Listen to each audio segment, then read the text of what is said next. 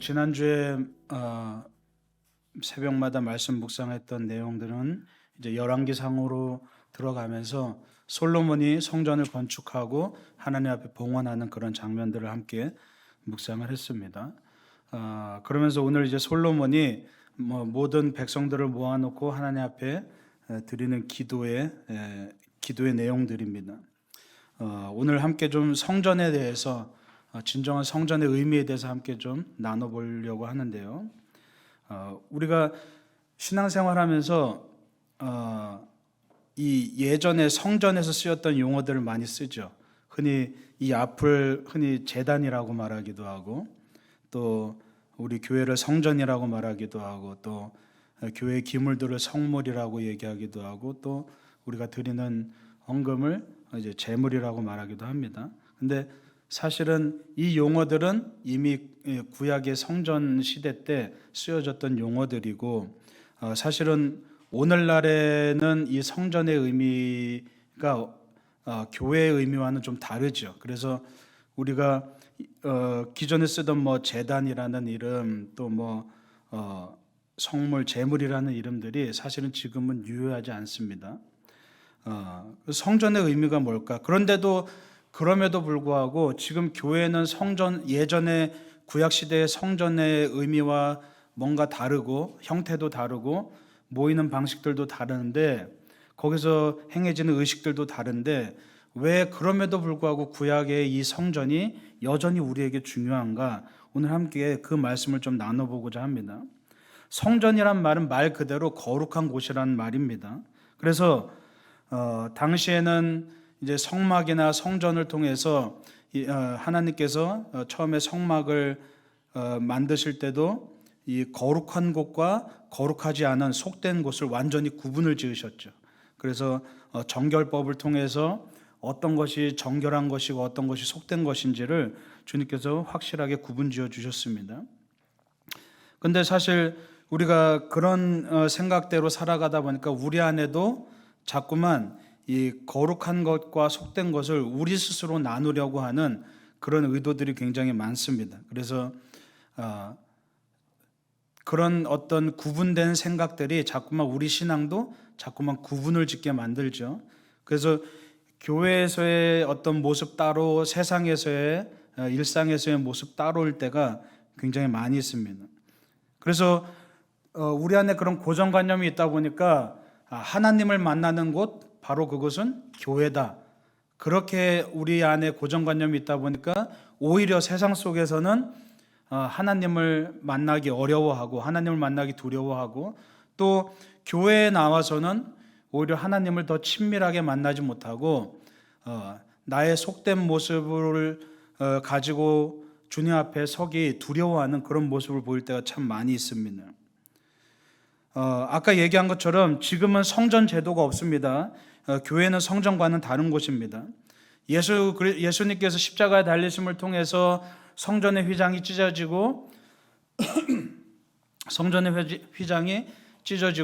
이제는 그 성전의 개념이 어떤 특정한 건물이 아니라 이제는 그 성전의 개념이 완전히 변화되었죠. 그래서 오늘날 우리는 성전에서 모이는 게 아니라 교회에 모여서 함께 예배드리고, 그리고 우리 일상 속에서도 하나님의 나라를 세워가면서 살아가고 있습니다. 그런데 성전이 없어진 것이 아니라 사실은 이미 이스라엘 백성들 가운데서 성전이 파괴되고 그 성전이 없어졌다고 생각하지만, 사실은 성경 말씀을 우리가 가만히 살펴보면 성전이 없어진 것이 절대 아닙니다.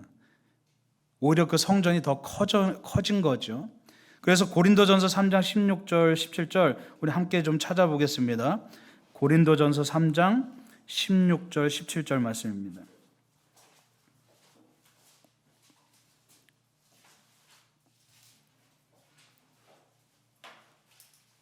고린도전서 3장 16절부터 17절까지 말씀.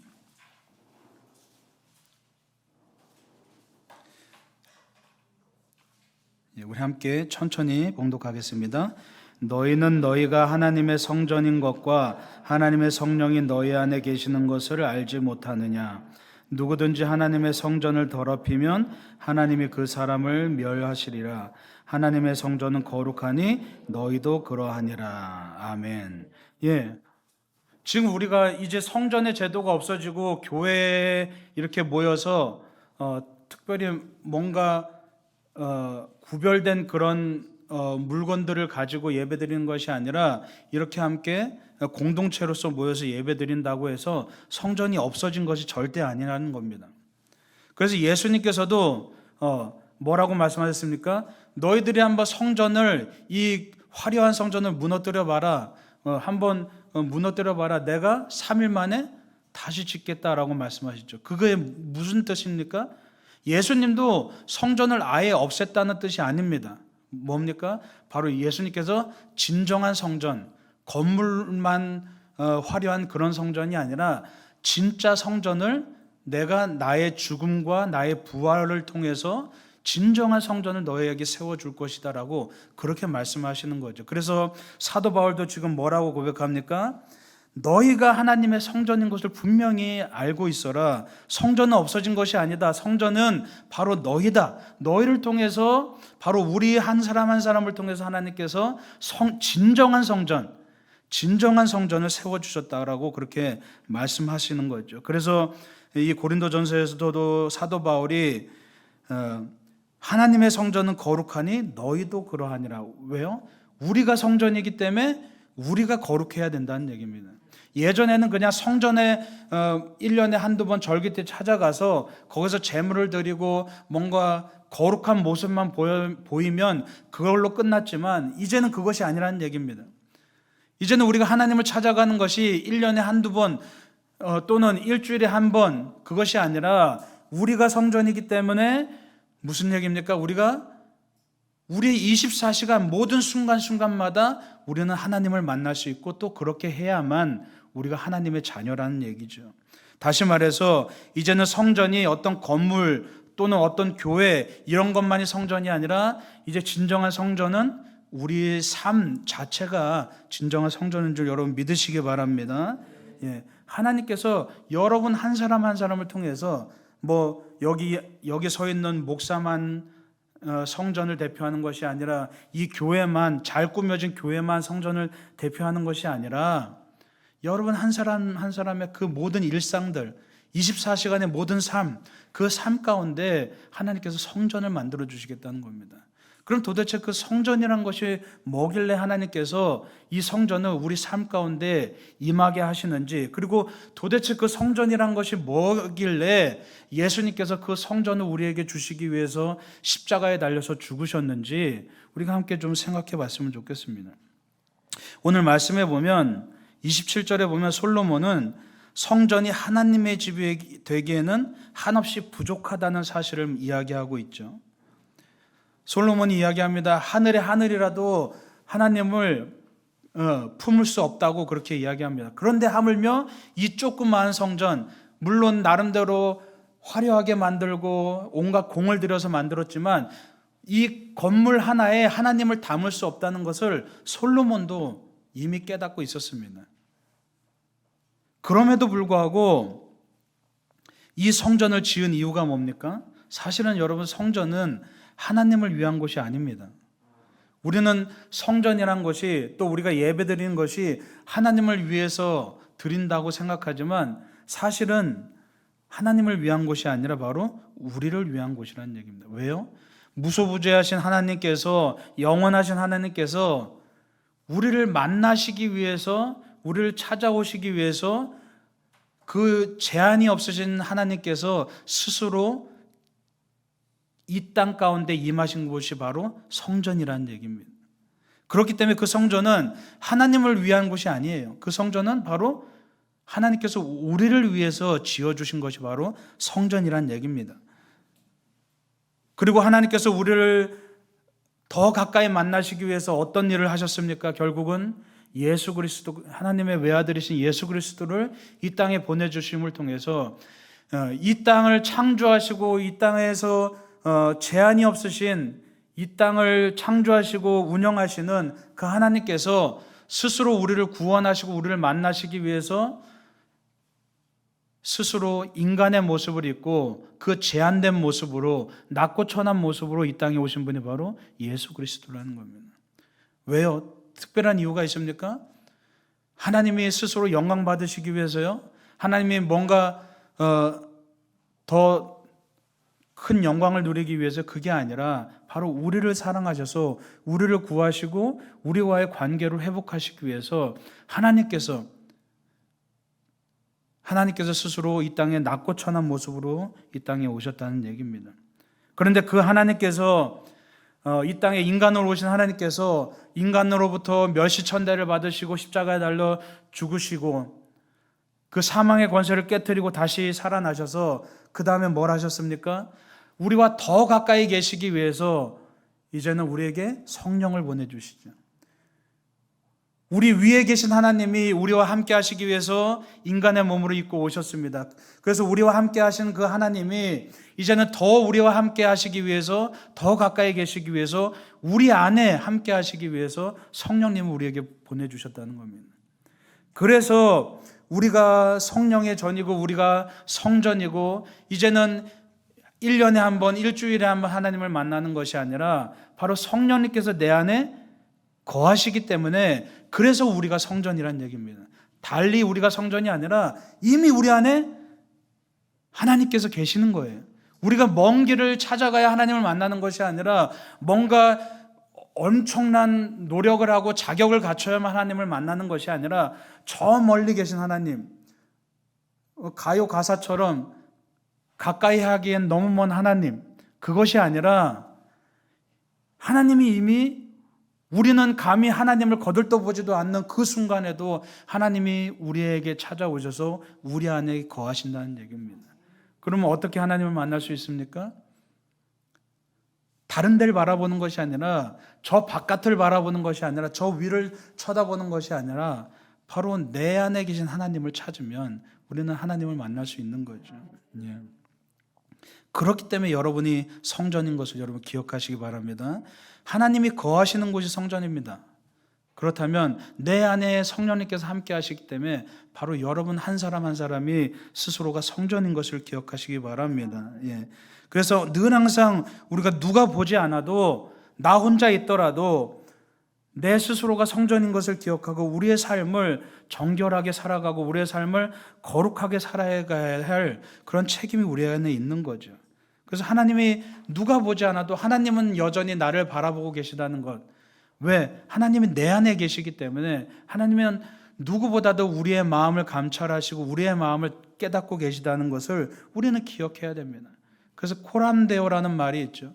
언제나 하나님 앞에서, 언제나 하나님을 대면하고 하나님의 얼굴을 마주하고 있습니다. 그렇기 때문에 누가 보지 않아도 우린 때로는 나 혼자 있을 때 누가 보지 않을 때 몰래 죄를 짓고 나만의 비밀로 간직하고 깨끗한 척 살아가지만 그럼에도 불구하고 그 순간에도 누가 지켜보고 계십니까?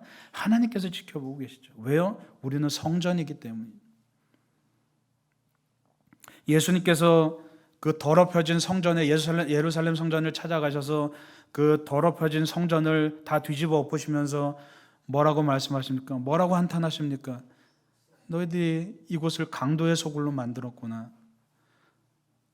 이제는 우리가 성전인데 우리의 일상과 우리의 하루하루의 삶이 죄악으로 뒤덮여 있은 채로 그것을 날마다 깨끗이 씻어내지 않는 채로 그렇게 살아간다면 누가 보지 않으니까 괜찮겠지, 누가 보지 않으니까 내가 거룩한 척하면서 살아가니까 괜찮겠지라고 우리 스스로는 자부할 수 있지만 주님이 바라보실 때 우리를 바라보실 때 우리의 마음이 그렇게 여전히 지저분한 채로 살아간다면 그럼 예수님이 우리에게 뭐라고 말씀하시겠습니까?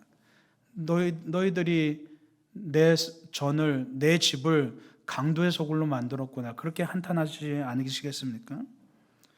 여러분 한 사람 한 사람이 귀한 존재라는 걸 여러분 기억하시기 바랍니다. 여러분 그 성전의 화려함처럼 여러분 한 사람이 존귀한 존재입니다. 고린도후서 4장 7절에 그런 말씀이 있죠. 이 질그릇에 보배를 담았다고 말씀하고 있습니다. 여러분 우리의 존재가 세상에서 볼 때는 별 볼 일 없는 존재죠. 그냥 질그릇과 같은 그냥 흙으로 투박하게 만든 별 볼 일 없는 그냥 평범한 존재입니다. 그런데 여러분, 그 질그릇 안에 보석이 담기면, 보물이 담기면 그 보물로 인해서 그 질그릇도 귀하게 여겨지는 겁니다. 여러분 안에 그 귀한 보배가 있는 줄 기억하시길 바랍니다. 우리는 성전입니다. 예, 우리의 겉모습은, 우리의 삶은 질그릇같이 별 볼품 없습니다. 평범합니다. 그러나 세상 사람들과 다를 바 없습니다. 그러나 우리는 분명히 다른 존재죠. 왜요? 내 안에 주님께서 함께 하시기 때문에.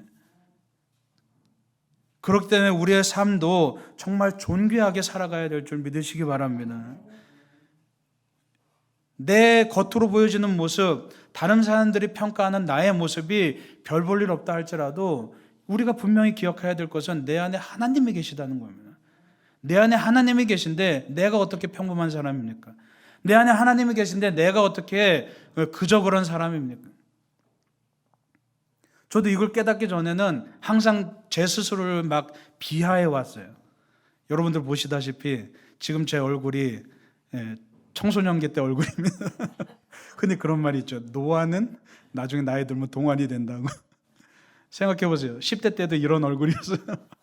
얼마나 놀림을 많이 받았겠어요. 여드름 투성이에 막 살쪄서 배도 나왔고, 친구들이 막 오리궁뎅이라고 놀려서 옷도 제대로 안에 끼어서 입지도 못하고, 그러면서 나는 정말 별 볼 일 없는 사람이고, 나는 정말 난 왜 이렇게 되는 것도 없고 나는 별 볼 일 없지? 항상 그런 생각을 가지고 살아왔는데 하나님을 인격적으로 체험하고 나니까 그때 비로소 가장 크게 깨달아지는 것이 뭐예요?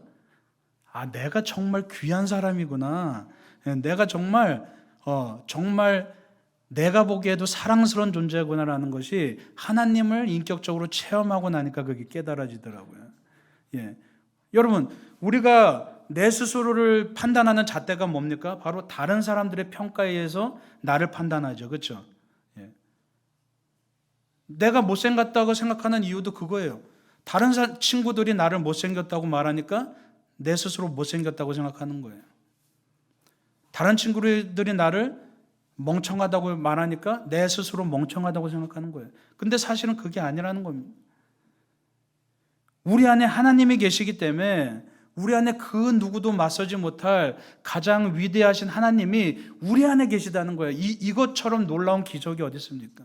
우리는 자꾸 다른 데서 기적을 찾는데 여러분, 우리같이 보잘것없는 사람 안에 하나님께서 계시다는 것, 창조주 하나님께서 우리 안에 계시다는 것만큼 더 놀라운 기적이 어디 있겠습니까? 예, 우리가 병고침의 기적을 체험할 수도 있습니다. 또 어떤 예언의 기적을 체험할 수도 있습니다. 그런데 그것보다 더 뛰어난 것이, 더 놀라운 것이 이 땅을 창조하신 하나님께서 우리 안에 계시다는데, 우리와 함께 계시다는데, 나같이 보잘것없는 질그릇 같은 존재에 가장 존귀하신 하나님께서 함께 하시다는데 그것만큼 귀한 기적이 어디 있겠어요? 그러니까 우리는 날마다 기적을 사실은 체험하고 사는 거예요. 근데 그 기적이 날마다 계속되니까 우리는 그 기적의 소중함을 잊어버리죠. 마치 물이 소중한 것을 모르는 것처럼. 여러분, 그래서 성전은 뭡니까? 바로 하나님을 만나는 곳입니다. 그리고 내가 성전이라는 얘기는 뭡니까? 내가 언제 어디서든 하나님을 만날 수 있다는 얘기입니다. 여러분이 성전이라는 그 생각을 기억하시길 바라고 하루하루의 삶을 정말 존귀하게 살았으면 좋겠습니다. 예, 그냥 되는 대로 사는 것이 아니라, 그냥 세상 사람들과 다를 바 없이 사는 것이 아니라, 여러분 한 사람이 얼마나 귀한 사람인지를 깨닫고 여러분 안에 하나님이 계시다는 것을 깨닫고 정말 여러분 하루하루를 정말 존귀하게 살아갔으면 좋겠습니다. 그러면 여러분 안에 그 성전이 바로 세워진다는 것을 여러분 기억하시기 바랍니다. 다음으로 성전이란 곳은 하나님의 이름이 있는 곳입니다. 여러분 29절에 보면 솔로몬이 뭐라고 고백하냐 하면 주님의 이름이 거기에 있을 것이라고 그렇게 고백합니다. 참된 성전이란 것은 하나님의 이름이 드러나는 곳입니다. 우리가 이름을 건다는 것은 뭡니까? 내 모든 것을 거는 거죠. 내 이름을 걸고 장사한다. 그것은 바로 나의 모든 명예를 다 걸고 내가 책임지겠다는 그런 얘기입니다. 그래서 하나님께서 주님의 이름을 걸겠다라고 말씀하시는 것은 하나님께서도 우리에게 모든 걸 다 걸으셨다는 얘기입니다. 그 얘기는 뭡니까? 하나님께서 우리를 책임지시겠다는 얘기죠. 이름을 걸었다는 것은 모든 것을 오롯이 책임지겠다는 뜻입니다. 그래서 우리가 성전이 될 때 하나님께서 우리의 모든 것을 책임지는 줄 믿으시기 바랍니다. 그래서 하나님은 우리의 기도를 들으셔야 합니다. 그게 하나님의 의무예요. 뭐 하나님이 들을 수도 있고 안 들을 수도 있겠지? 아니요, 절대 아니에요. 여러분, 우리가 하나님께 해야 할 의무가 있다면 하나님도 우리에게 하셔야 할 의무가 있는 거예요. 그래서 하나님도 우리의 기도를 들으실 수 있다가 아니라 들으셔야 되는 거예요. 왜요? 하나님의 이름이 걸려있기 때문에. 그러니까 하나님은 지금 우리에게 엄청난 걸 걸으신 겁니다. 하나님에게는 엄청난 책임이 있는 겁니다. 우리의 기도를 들으셔야 하는 의무가 있는 거예요. 그래서 우리가 성전이 될 때 하나님은 우리의 모든 것을 책임지신다는 겁니다. 그래서 요한복음 14장 14절에 이렇게 말씀하고 있습니다. 내 이름으로 무엇이든지 내게 구하면 내가 행하리라 라고 말씀하고 있습니다. 무슨 얘기입니까? 주님도 주님의 이름을 걸고 우리가 기도하면 주님도 반드시 책임지겠다는 얘기입니다. 그냥 내가 내 마음에 따라서 응답할 수도 있고 안 할 수도 있겠지, 이게 아니라 하나님께서 반드시 응답하시겠다고, 내 책임이라고 그렇게 말씀하고 있는 거예요. 그래서 우리의 책임은 뭡니까? 우리는 주님께 엎드리고 죄를 고백하고 하나님을 내 삶의 주인이라고 인정하는 것이 우리의 책임입니다. 그러면 주님의 책임은 뭡니까? 주님은 우리를 용서해 주셔야 되는 겁니다. 그게 주님의 책임입니다. 그리고 우리의 기도에 응답해 주셔야 되는 겁니다. 그게 주님의 책임입니다. 그래서 주님께서 성전으로서 우리의 인생을 주님이 책임지시도록 그렇게 우리가 우리 삶 가운데 성전을 만들어갈 때 주님, 여러분의 삶이 주님의 책임이 되는 줄 여러분 믿으시기 바랍니다. 여러분, 진리가 너희를 자유케 하리라고 말씀하셨습니다. 그게 무슨 뜻입니까? 우리가 주님의 진리 안에 거하고 주님의 뜻 안에 거하면 주님이 우리를 책임져 주십니다. 주님이 우리를 책임져 주시면 우리는 그 책임으로부터 자유할 수가 있죠. 여러분, 한 집안의 가장으로서 살아가면서 가장 큰 무게가 뭡니까? 책임이죠. 어릴 때는 그런 생각 해봤어요. 야, 크면 나중에 어른 되면 아빠 엄마처럼 크게 어른 되면 정말 편하겠다. 학교도 안 가고 하고 싶은 거 마음대로 할 수 있고 정말 편하겠다. 그런 생각했던 기억이 아직도 있습니다. 그런데 막상 어른이 되고 또 가정을 꾸리니까 어떤 무게가 있습니까? 그 가정을 책임져야 된다는 것. 자녀들을 그들의 인생을 책임져야 된다는 그 무게가 엄청나게 크게 다가오죠. 그래서 오히려 어른이 되고 나니까 오히려 자녀들을 바라보면서 야, 나도 저 때가 좋았는데 이런 생각을 우리 흔히 하잖아요. 그렇죠? 그 책임이란 무게가 엄청나게 큰 겁니다. 그런데 그래서 우리가 하루하루 그 무게 때문에 짓눌려서 살아가는데 지금 주님께서 뭐라고 말씀하십니까? 진리가 너희를 자유케 하겠다. 너희들이 나의 뜻을 따르면, 진리를 따르면 너희들의 책임을 내가 짊어지겠다라고 그렇게 말씀하시는 겁니다. 그러면 우리가 그 무거운 짐을 주님께서 짊어지시면, 주님이 우리의 삶을 책임져 주시면 우리는 홀가분할 수 있죠. 여러분, 아이들이 걱정 근심 없이 살아갈 수 있는 이유가 뭡니까? 부모가 자녀들의 삶을 책임져 주기 때문이죠. 마찬가지입니다. 우리가 하나님의 자녀로서, 하나님을 아버지로서 우리가 따른다는 뜻은 하나님께 모든 책임을 맡기고 우리가 주님의 책임 안에 거한다는 뜻이죠. 그러면 내가 자유롭게 자유한 삶을 살 수 있다는 것을 여러분 기억하시기 바랍니다. 그래서 우리가 성전이 된다는 것은 뭔가 우리가 막 우리를 규칙 가운데 구속하고 얽맨다는 뜻이 아니라 우리를 자유롭게 하시겠다는 그런 뜻이에요. 세 번째로 이 성전이 된다는 것은 삶의 목표가 되는 것입니다. 30절에 보면 뭐라고 말씀하냐면 이곳을 향하여 기도하겠다고 말씀하고 있습니다. 이곳을 향하겠다고 말씀하고 있습니다. 바로 삶의 지향점이 되는 겁니다. 목표가 되는 겁니다. 우리 삶의 목표가 성전이 되어야 됩니다. 즉 우리가 살아가는 목표가 하나님을 만나고 교제하는 삶이 되어야 되죠. 우리가 하나님을 향하고 주님이 우리를 향하면 결국 만나게 되는 겁니다. 그 교차점이 바로 성전이라는 얘기입니다. 근데 여러분, 방향이 잘못되면 열심히 애쓰고 열심히 노력하면서 살아도 그것이 허사가 되어버립니다. 여러분, 2013년에 그 영국의 썬덜랜드라는 지역에서 마라톤을 개최했습니다. 그런데 운영진의 실수로 한 5천 명 정도가 거기 참가했는데 첫 번째 달린 사람 1등만 올바른 코스로 가고 나머지 2등부터 그 나머지 5천 명이 되는 사람이 그 코스를 이탈해 버렸어요. 그래서 다 실격 처리가 돼 버렸습니다. 이런 해프닝이 실제로 일어났었습니다. 여러분, 뭐가 문제입니까? 속도가 문제가 아니라 바로 방향의 문제라는 겁니다. 우리가 아무리 애쓰고 살고 아무리 열심히 살려고 노력해도 그 방향이 잘못됐다면 결국은 우리 삶이 실격 처리된다는 얘기입니다. 여러분의 삶 속에 정말 내가 열심히 살려고 아둥바둥다고 애쓰고 사는데 과연 중요한 것은 그 삶의 속도를 보기 이전에 여러분의 삶의 방향이 과연 하나님 앞에 올바로 서 있는지를 좀 돌아봤으면 좋겠습니다. 그 방향이 잘못되어 있다면 내가 애쓴들, 내가 아무리 노력한들 결국엔 되돌이킬 수 없다는 얘기죠.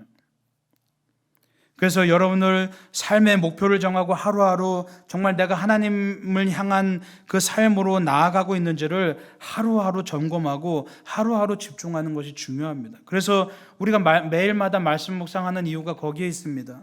날마다 내가 이 말씀을 통해서 목표를 정하는 겁니다. 말씀을 통해서 내가 지금 오늘 하루의 삶의 방향이 제대로 정해져 있는지를 목표 설정을 다시금 하고 하루를 출발하는 겁니다. 그래야만 우리가 올바른 방향으로 살아갈 수가 있다는 겁니다. 여러분, 삶의 지향점이 어디에 있는지, 오히려 우리가 때로는 열심히 살아가지만 하나님을 위해서 살아가는 것이 아니라 나를 위해서 살아가는 삶이 아닌지 한번 되돌아봤으면 좋겠습니다. 때로는 우리가 근시안적으로 나를 위해서 열심히 살아가면 뭔가 얻을 수 있겠지라고 생각하지만 사실은 근시안적인 생각이죠. 내가 나를 위해서 살아간다고 해서 아무것도 얻을 수 있는 것은 없습니다. 왜냐하면 우리 삶의 성공보다는 실패가 더 많기 때문이죠. 그러나 내가 하나님을 위해서 살아가면 누가 책임져 주시는 겁니까? 하나님께서 내 삶을 책임져 주신다는 겁니다. 여러분, 속도에 신경 쓰지 말고 방향에 신경 쓰는 여러분 되시길 축원합니다. 그래서 여러분의 삶이 성전이 되어서 정말 하나님을 향해서 나아갈 수 있는 그런 여러분이 되었으면 좋겠습니다.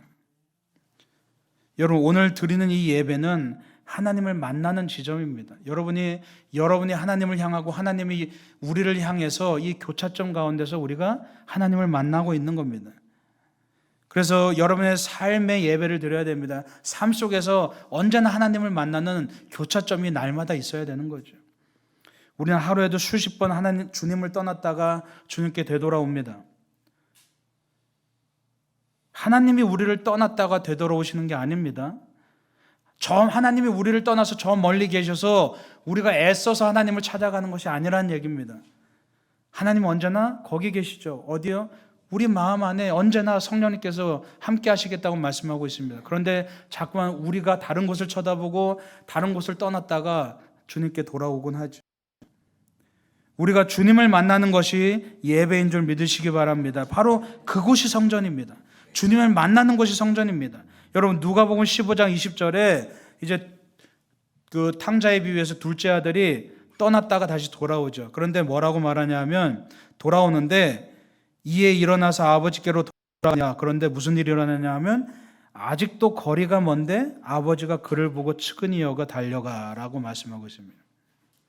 아직도 거리가 먼데 아버지께서 그를 먼저 발견하신 거죠. 여러분, 주님은 언제나 우리를 살피시는 분입니다. 우리를 기다리시는 분입니다. 그래서 주님의 일상은 언제나 기다리시는 일이에요. 우리 연로하신 부모님들이 자녀들을 명절이 되면 어떻습니까? 하루 종일 기다리죠. 자녀들 오기만을 기다리면서. 그게 그분들의 일상이죠. 마찬가지로 주님은 언제나 우리를 기다리시는 분입니다. 그래서 우리가 언제든지 돌아오면 우리를 환영해 주시죠. 우리가 뒤를 돌아서는 순간 우리는 주님을 만날 수 있습니다. 우리가 먼 길을 가야만 주님을 만나는 것이 아니라 주님은 항상 우리 안에 계시기 때문에 우리가 우리의 시선을 되돌려서 주님을 바라보면 그 순간 우리는 주님을 만날 수 있게 되는 겁니다. 바로 그 뒤돌아서는 순간이 성전인 것을 여러분 기억하시기 바랍니다. 뒤돌아서면 주님이 보입니다. 여러분들이 여러 가지 절차를 거쳐서 여러 가지 뭔가 형식을 거쳐서 하나님을 만나는 것이 아니라 그냥 여러분이 뒤돌아서면 바로 거기에 주님이 계시다는 겁니다. 거기서 주님의 목소리를 들을 수 있습니다. 여러분의 마음을 되돌리고 주님을 바라보면 거기서 여러분 예배가 시작되는 줄 믿으시기 바랍니다. 아직 거리가 먼데 아버지께서 아들을 만나기 위해서 와 계시는 겁니다. 우리가 하나님과 만나는 그 순간 그곳이 성전이 되고, 그래서 주님은 우리 가운데 우리의 삶 가운데 언제나 성전을 마련하는 분이라는 것을 여러분 기억하시고, 하루하루의 삶 가운데서 교회에서만 주님을 찾는 것이 아니라 여러분 매일마다 말씀 묵상을 통해서 삶의 그 방향성을 설정하고 날마다 하루의 시작을 하나님과 함께 하면서 여러분 삶 가운데 하루하루 가운데 하나님의 성전을 건설하시는 여러분 되시길 간절히 축원합니다. 그래서 날마다 하나님의 나라를 누리고 죽어서만 하나님의 나라를 가려고 하는 것이 아니라 날마다 하나님을 누리는 하나님의 백성 되시길 간절히 축원합니다. 기도하겠습니다.